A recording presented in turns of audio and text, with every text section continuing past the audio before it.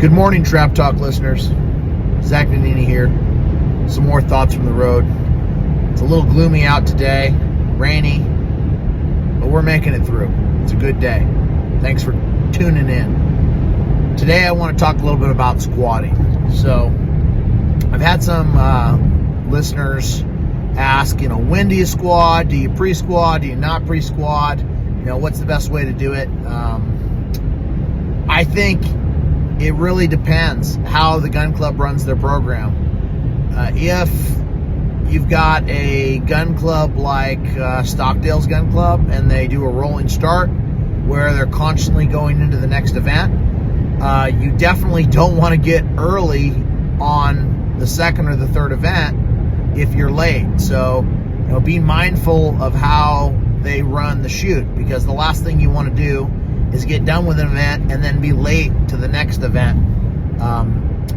I do like shooting later in the day, in the morning, personally. But that being said, I've had shoots that I've had great success shooting, first thing in the morning and shooting really good scores. I think there's, a give and a take.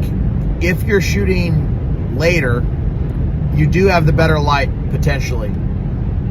But earlier, some clubs like Tucson, you can miss the wind in the morning. You also don't have to worry about people messing with the targets. So you've got a fresh set of targets, which I always really like to shoot targets that haven't been messed with after management has set them. So that's a big benefit. I think it's more of figure out what's more important to you and your squad. I think light is more important to me than the banks. So if you're trying to get certain banks, I would focus on light and timing more than banks personally. But preparation, it's always been better if you can get on pre-squad, do the squatting in advance, and know what you're getting going to the shoot. If you're having to pull squads every day or wait for things to open, especially if you got a full squad of 5, that's not necessarily the way to do it. Now, if you're showing up to a shoot by yourself and you're going to fill in holes, there's nothing wrong with that.